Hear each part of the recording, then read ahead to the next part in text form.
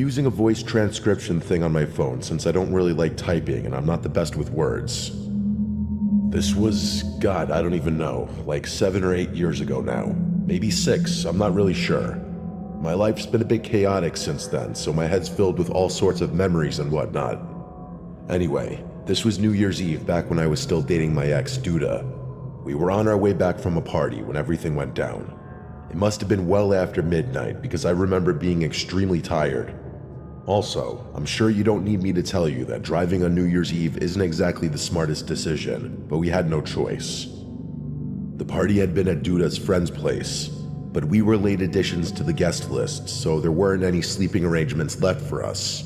The drive was actually pretty long, maybe 30 minutes, give or take. The roads were pretty much empty, which I remember being grateful for. It had snowed earlier that day, so the streets were icy as hell, and honestly, the last thing I needed was to be dodging traffic on top of everything else. Duda was half asleep in the passenger seat. I had the heat cranked and some random rock playlist going just to keep myself from drifting off. You know how it is. We were maybe 10 minutes from her place when it happened. Okay, so I don't even know how to describe what I saw. One second the road ahead was completely empty, and the next there was just a woman, literally standing in the middle of the street. And she wasn't like crossing or anything. She was just there, facing my car like she'd been waiting for us or something. I remember my brain just not being able to process it fast enough. I was already slamming on the brakes before I even realized what I was looking at. And then I realized she was holding a knife. It was down by her side, this massive kitchen knife, the kind you'd use to like carve a turkey or something. My headlights were hitting her full on, and I could see her face was all twisted up, like she was crying or screaming, or maybe both. It was sickly. I don't think I've ever reacted faster in my life. I yanked the wheel to the right to avoid hitting her, but the second I did, she lunged at the car. I heard the impact before I understood what happened. Despite the chaos of everything unfolding so quickly, I knew exactly what happened. She had swung the knife at my car as I passed. Even though I had avoided her, the swerve combined with the ice was just too much. I felt the tires lose grip, and suddenly we were spinning. Duda had woken up by then and immediately started freaking out. I was gripping the wheel like it would actually do something, but there was nothing I could do. The car was not under my control. We spun a full 180 and were basically facing the other direction by the time the car stopped.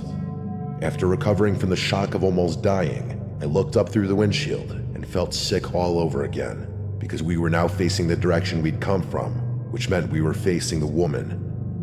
She was maybe 30 feet away, still holding the knife, illuminated by my headlights like something out of a horror movie, and she was limping toward us, like she was trying to move fast, but she was clearly injured. She was also screaming something I couldn't understand, just this guttural, incoherent noise that sounded more like an animal than a person. It was, and probably still is, the most terrifying thing I've ever witnessed with my own 2 eyes. I remember Duda yelling at me to do something, but I was just frozen. I couldn't look away from this woman lurching toward us. Her clothes were dirty and torn, and her hair was all matted and wild. I don't know if she was on drugs or having some kind of mental breakdown or what, but there was nothing behind her eyes. There was nothing there. It honestly looked like she was a dead person walking. She was maybe 15 feet away when my survival instincts finally kicked in. I threw the car in drive and slammed on the gas. The tires spun on the ice for this terrifying second before catching, and we started moving. I thought we were clear, like I thought that was it. But of course, I was wrong. I don't know how she moved that fast. Like 1 second she was in front of the car, and the next she was on it. She threw herself onto the hood, and I felt the whole car shudder from the impact. Duda was screaming, I was cursing, and this woman was clinging to the hood of my car with one hand while stabbing the windshield with the other, just like over and over again. I felt like she was trying to get into my car and kill me. I felt like I was gonna die. I couldn't see or think. I just started swerving the wheel back and forth as hard as I could. The woman was sliding around on the hood, but she wouldn't let go. She was still screaming that horrible wordless scream, and her face was inches from the glass, and I swear to God, her eyes were locked on mine the entire time. On the third or fourth swerve, she finally lost her grip. I watched her roll off the side of the hood and hit the pavement really hard before sliding into the shoulder. The car fishtailed again, but I managed to keep it under control this time. I looked in the rearview mirror and saw her lying there. She wasn't moving. Part of me wanted to stop.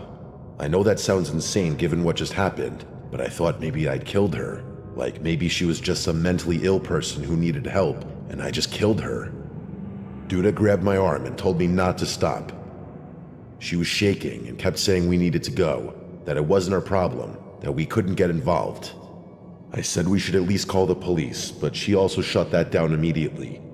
She said the cops would blame us since we've been drinking, and that there was no way they'd believe our story.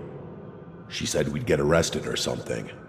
Looking back, none of that made sense, but Duda had this way of making everything sound urgent yet logical in the moment. She was always like that. Very persuasive and borderline manipulative, honestly. I left that woman on the side of the road, drove Duda home, and didn't tell anyone. I still feel sick thinking about it. The damage to my car wasn't even that bad, just the cracked windshield, the knife marks on my driver's side window, and a few scratches on the hood. Surprisingly, there wasn't even any blood on the car. I got it fixed like a week later, but the guilt stuck with me for months. I kept checking the local news, waiting to see a story about a body found on that road or a missing woman or something, but nothing ever came up. I don't know if that made me feel better or worse, honestly.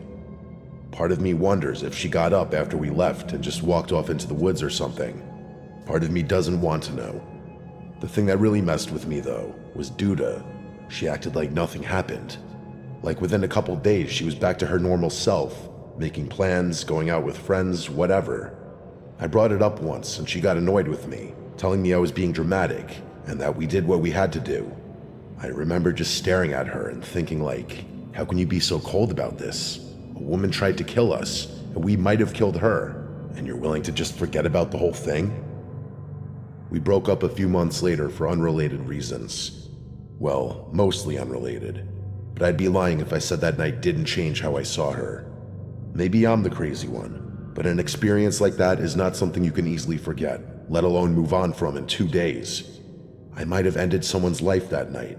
That deranged woman might have ended my life that night. That's not something you could just forget about.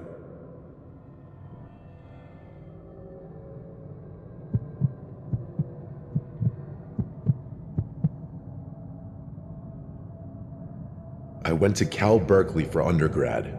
It's where I met one of my closest friends, a guy named Garrett. His real name is Guo, but when we first met freshman year, he introduced himself by his quote, American name, and it just stuck. He's originally from Hong Kong, came to the States to study computer science, and is genuinely one of the smartest people I've ever known. After grad, we went our separate ways geographically. I moved to New York for work, and he went back to Hong Kong for the same reason. We're both in our late 20s now, both doing pretty well career-wise, both single. We try to see each other at least once or twice a year, whether that's him flying out to visit me or me taking a trip to Asia. I know it's pretty fortunate to be able to travel so frequently, so I never take that for granted. This incident happened last New Year's Eve, and I still think about it constantly. I've told a few people, but no one really knows what to make of it. Nor do I. Oh, by the way, Hong Kong is 13 hours ahead of New York. That means when it's midnight in Hong Kong, it's only 11 a.m. on December 31st in New York City. Garrett celebrates both the regular New Year and the Chinese New Year, so he was out partying that night, same as me, just half a day earlier. I spent New Year's Eve with my two closest friends in the city, Rylan and Ari. We started at Rylan's apartment for drinks, then made our way to this rooftop party in Williamsburg that one of Aris's coworkers had invited us to. It was honestly pretty fun and decently upscale, at least for Brooklyn. Around 11:30 or so, I started talking to this girl. She was standing near the bar by herself, and I honestly just walked up and introduced myself. We hit it off immediately. She had this energy about her that I can't really describe. Super easy to talk to, funny, engaging.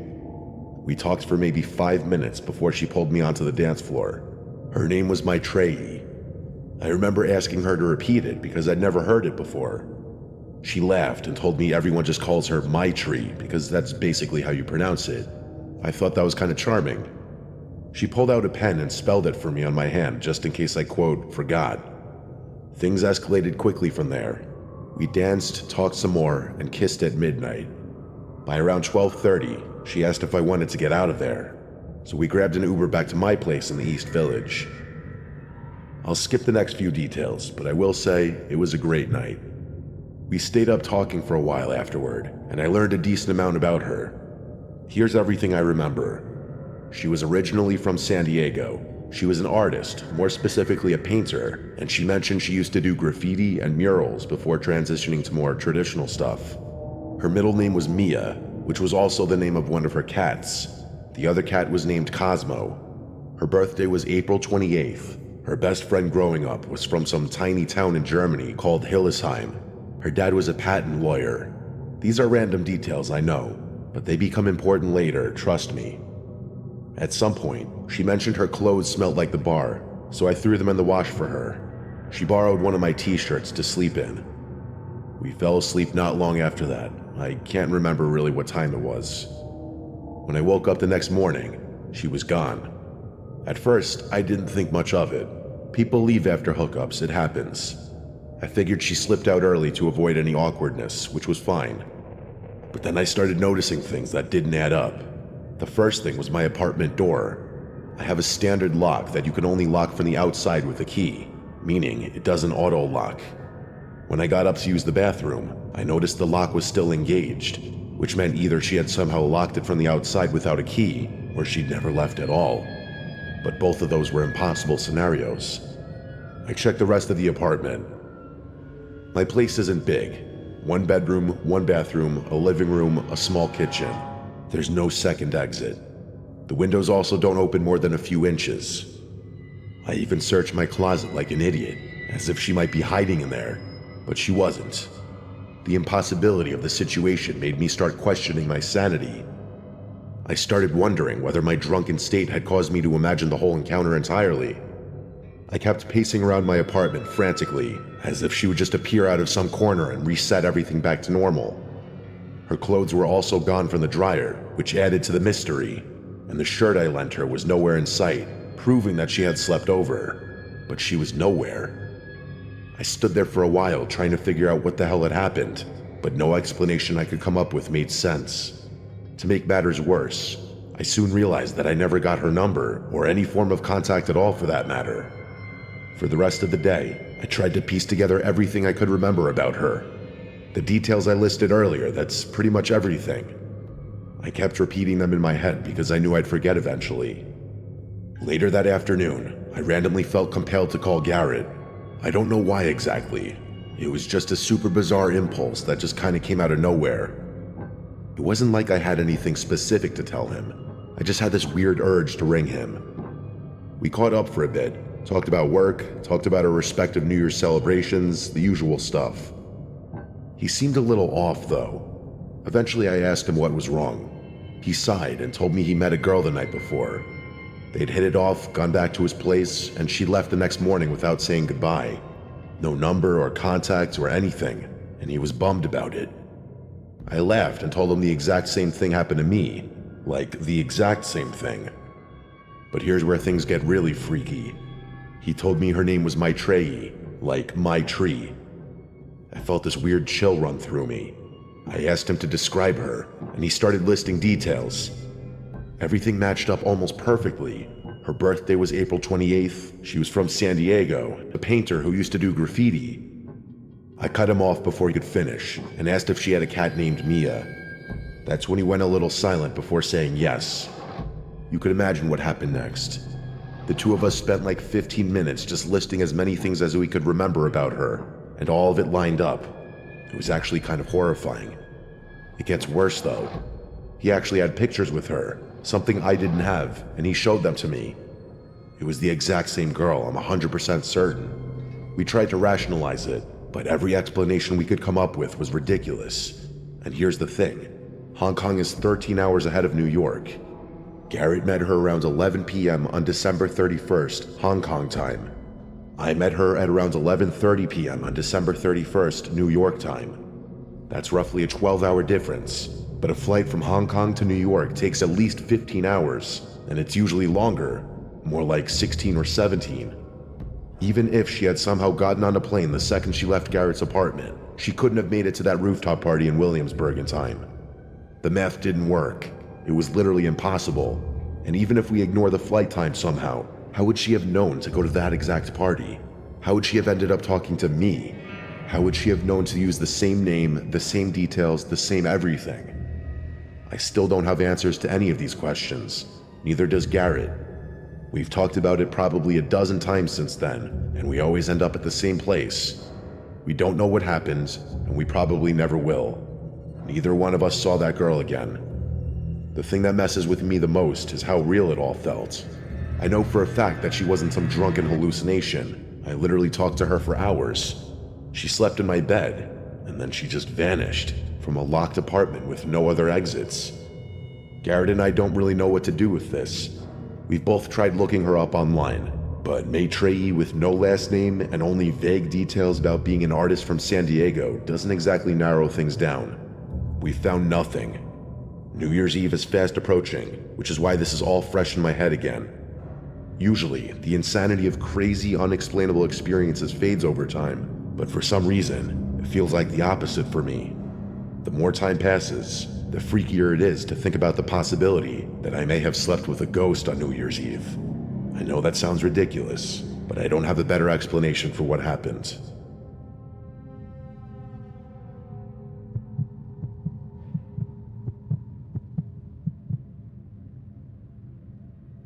This story is one of my dad's. Before he had kids, my dad and my mom used to travel a lot. He had made some smart business moves in his mid-20s, so he had money to spend and the free time to spend it.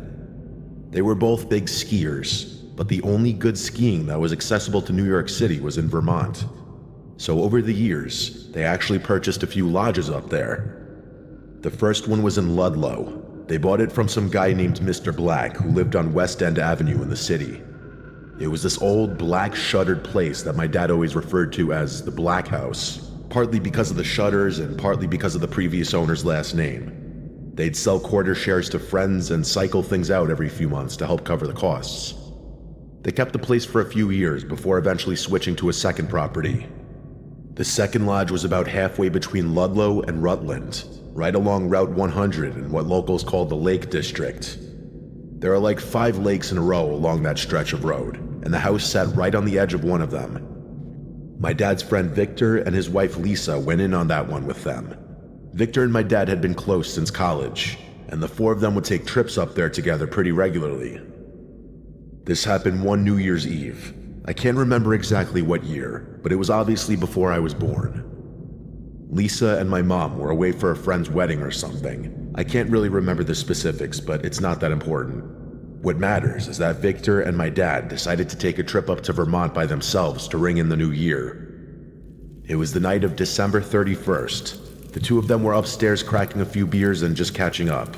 The upstairs of that lodge had these full-length windows that looked out over the lake, so they'd sit up there, listen to music, and watch the snow. It was snowing, of course, but not so heavily that you felt trapped. My dad said it was really peaceful that night. One of those nights you share with a good friend where you're both just happy to be far away from everything. They had the radio on, waiting to hear the countdown from Times Square, and then all of a sudden, things got crazy. They were mid-conversation when a huge flash of light came from somewhere across the lake. My dad said his first thought was fireworks, but the flash didn't come from the sky. It came from the ground up, and there was no sound, just the silent, blinding light. Victor stood up and walked over to the window, trying to make something out across the lake. My dad asked what he was looking at, and Victor said he thought he saw something moving out there. It was dark, obviously, but there was enough visibility from the snow on the frozen lake that you could see if you concentrated. So after a few seconds, Victor becomes convinced that there's a person out there. My dad told him that was impossible. There were no houses on that side of the lake. There were no trails, no roads, no anything. It was just pure woods on the other side of the lake. But Victor wasn't having it. He started throwing on his coat and boots, saying he was going to take a look. My dad tried to talk him out of it, but Victor was already halfway down the stairs. My dad grabbed his jacket and followed. The two of them burst out onto the back deck, and that's when they heard a voice. A young voice. It sounded like a little boy yelling help over and over again. My dad said it was faint at first, but unmistakable. There was definitely a child screaming for help somewhere out in that frozen lake. It had been well below freezing for months, so the lake was completely solid, no question about it. My dad said they didn't even think twice. They just started walking across. As they got closer, they could make out a figure standing on the ice, maybe 20 or 30 yards off the far bank. It was small, a kid for sure. My dad said he could see the shape of him against the snow. But then there was another flash. My dad said it was so bright he had to shield his face and drop to his knees. He couldn't see anything for a few seconds. Then when he finally opened his eyes and looked up, the kid was just gone. There was nothing out there but empty ice and snow. My dad said that's when he and Victor went from curious to terrified. They turned around and started racing back toward the house. My dad said he was running as fast as he could without slipping. Victor was a few steps ahead of him when he suddenly yelled and pointed up at the house. He was saying there was someone in the window, but not an adult, a little boy. My dad looked up, but didn't see anything besides the dark glass reflecting the snow. Victor swore up and down that he saw a kid standing right there, looking down at them. My dad didn't know what to say. He just wanted to get inside. They made it back to the house and searched the whole place. Every room, every closet, every corner, but there was no one there. The doors were all locked and the windows were shut. There was no sign that anyone had been inside. They decided to call it a night after that. My dad said neither of them really wanted to talk about what happened. They just went to their rooms and tried to sleep. Neither of them had even noticed midnight come and go. My dad woke up twice that night. Both times, he swore he heard a child laughing somewhere in the house. He lay there in the dark, listening, but it always stopped before he could figure out where it was coming from. The thing that freaked him out the most wasn't the kid on the lake or the figure in the snow. It was the light. That bright, blinding flash that came out of nowhere. He said he and Victor talked about it for years afterward, trying to come up with some kind of explanation. Lightning, a flare, fireworks from some distant town, but nothing made sense. There was simply no source. It just happened twice, and then it was over. They ended up cutting the trip short. My dad said they never talked about that night with my mom or Lisa, not until years afterward at least. My dad still doesn't know what happened out there. He's told me this story maybe 3 or 4 times over the years, and every time he gets to the part about the light, he just kind of trails off. I asked him once if he thought it was something supernatural, and he just shrugged and said he didn't know what else it could have been.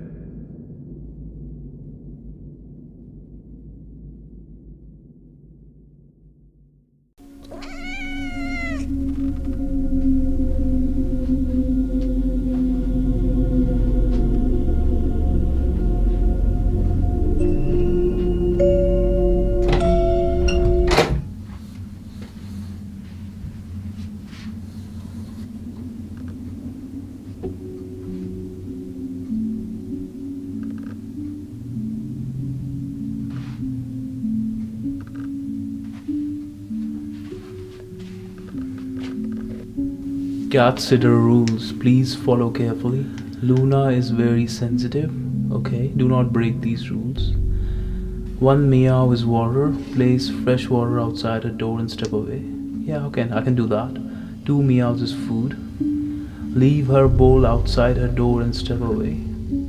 Okay, well, everybody's gotta eat. Sure. 3 meows, she is upset. If this happens, stop interacting immediately. Well, she's never gonna go to 3 meows when I'm here. And Luna values quiet. Okay, she's like me. Do not talk to her unnecessarily. Do not check on her too often. That's perfect. I think Luna, you and I are gonna have a good night today.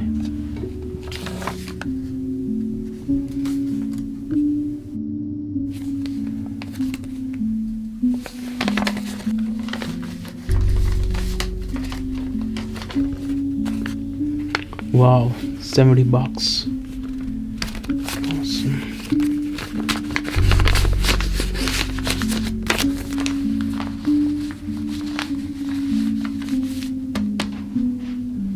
Bluetooth speakers. Wow, they really do seem to love their cat. Good for her. Hey, honey. Hey, babe. You reached? Yeah, I just reached. Okay, so how's the place? You know how much they paid me? $70. 70? For one night? $70 for sitting a cat, and that too for just a couple of hours. Listen, honey, just don't overdo it this time. Yeah, I know. That's what you said last time. Well, this is not the last time. That was different. You wouldn't leave the dog alone. No, that is called bonding, come on. You literally checked on him every 5 minutes. Well, they couldn't understand it. But I do, and I know I really bonded with that dog. You got fired. Well, it's their loss. But you know what? This time, I'll make sure they hire me for the long term.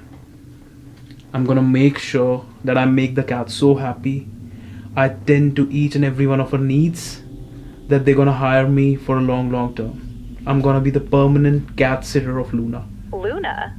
Luna, that's the name of the cat. Such a cute name. Did you meet her yet? No, I haven't seen her. Listen, honey, please. Don't overdo it this time. Yeah, hon, come on. I'm not gonna overdo it. You know how I am. I'm just being careful, loving, attentive. That's who I am. I have a lot of love to give. Yeah, that's great. Maybe give less love this time? Did you hear that? Hear what? Meow? I think she's calling me. I gotta go, okay? Bye. Take care, hon. I'll call you later. Bye. Just remember, don't overdo it. 1 meow is equal to water. Place fresh water outside her door and step away. Okay.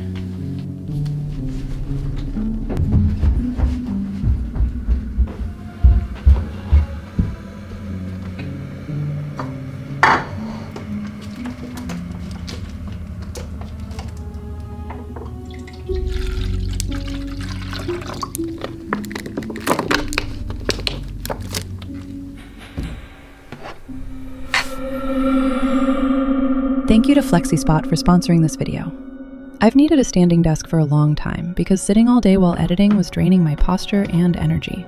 So I upgraded to the FlexiSpot E7 Pro. Setup was quick, the screw packs are clearly sorted, and installation only took a short time. The first thing I checked was stability, and this desk is completely solid, even at full standing height.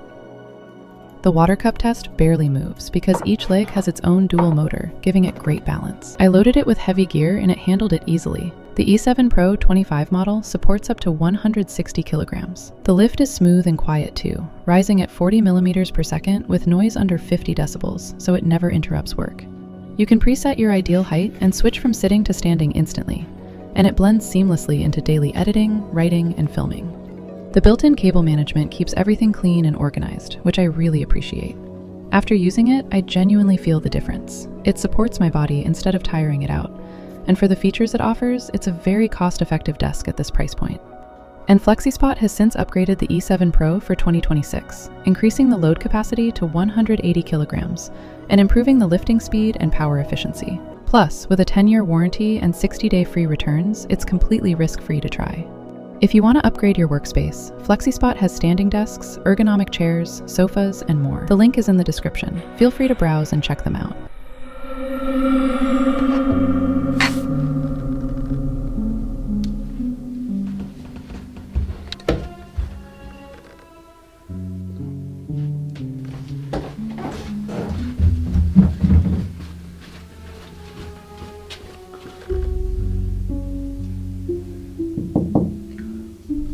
Luna?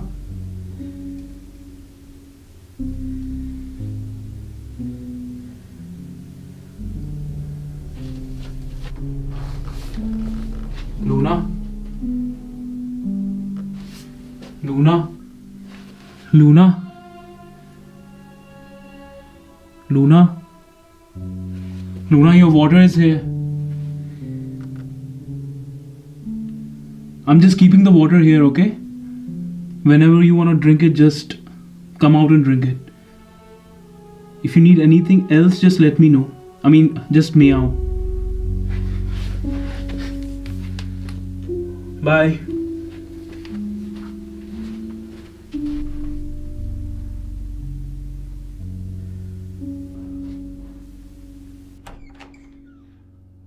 Yes. You're a good girl. Yes.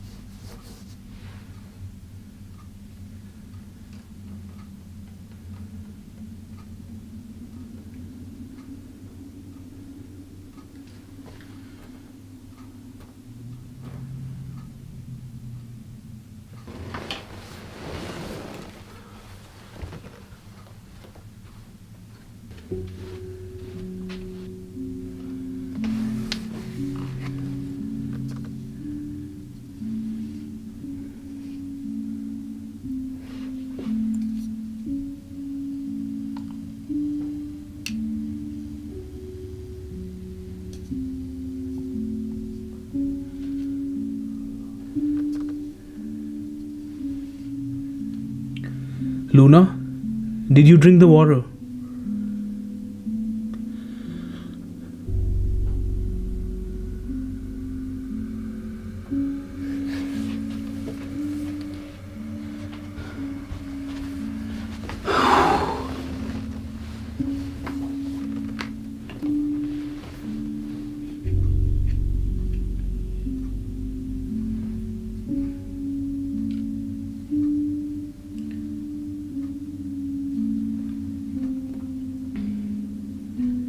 Hey.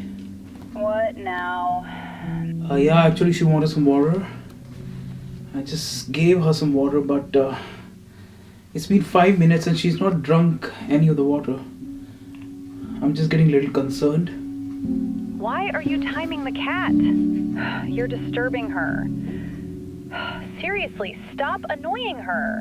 Not annoying her, I just get a little concerned. Because it's been 5 minutes and she's not drinking any water. I actually checked the levels and it's exactly the same. Please stop measuring the water levels. Just stay calm for the next couple of hours and let the cat sleep. I'm just getting a little concerned. She's probably sleeping. Because if she doesn't drink water, then maybe she won't even have food. Do nothing. Leave the water. Leave the cat. And please leave her alone. You know what? I'll speak to you later. Just don't overdo things. Yeah. I'm not overdoing it. Don't worry. Yeah, okay. Bye.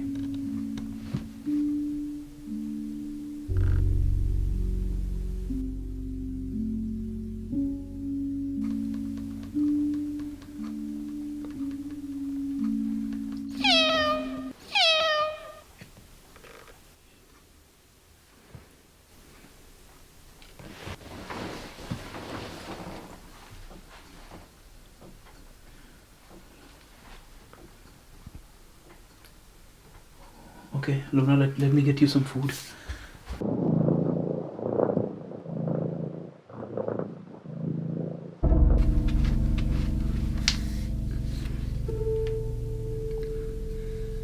Okay, Luna, I think you want food now. I'll throw the water and get you some food, okay? I'll get you some food. Okay, Luna, bye.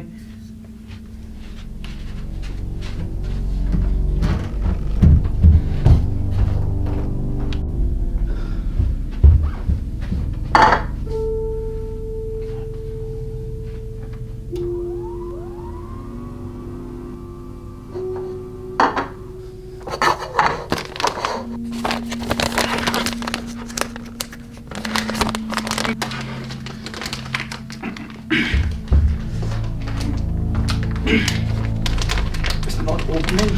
Come on.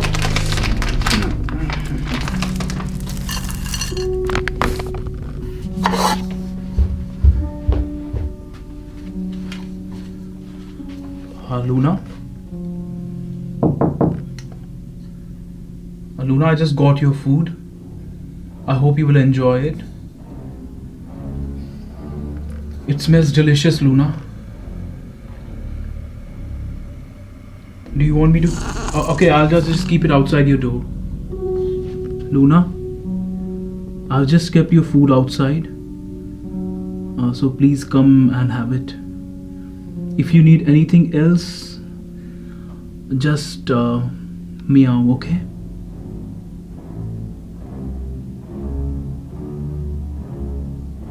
I'll be just next to the speaker. If you need anything, just let me know.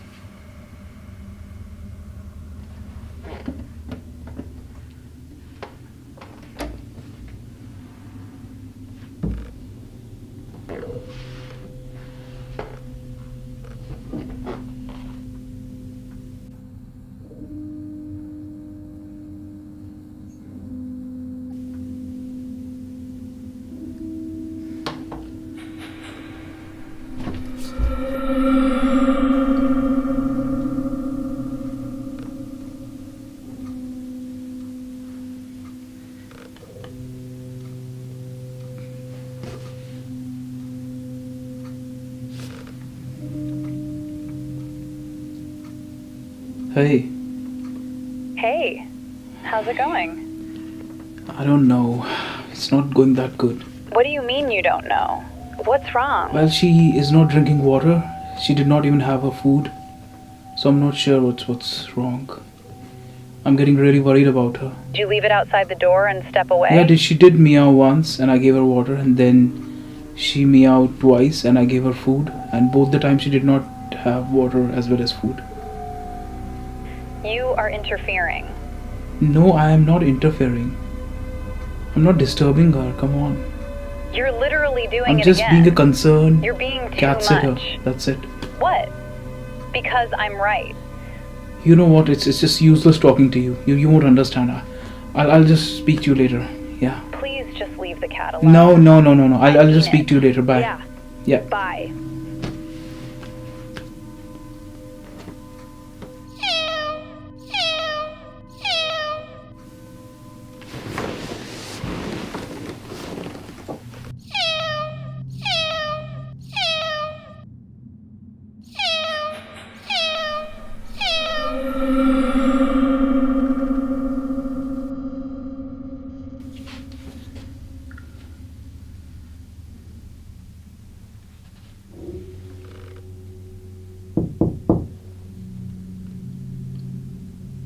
Luna, are you alright?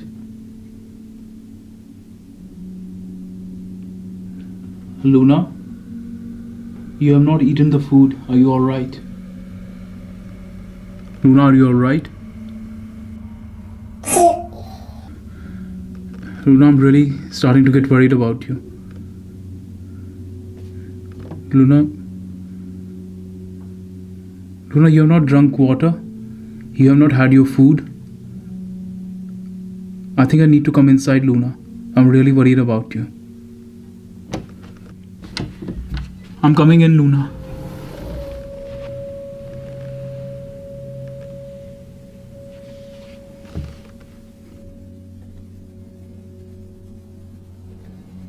Luna, are you alright?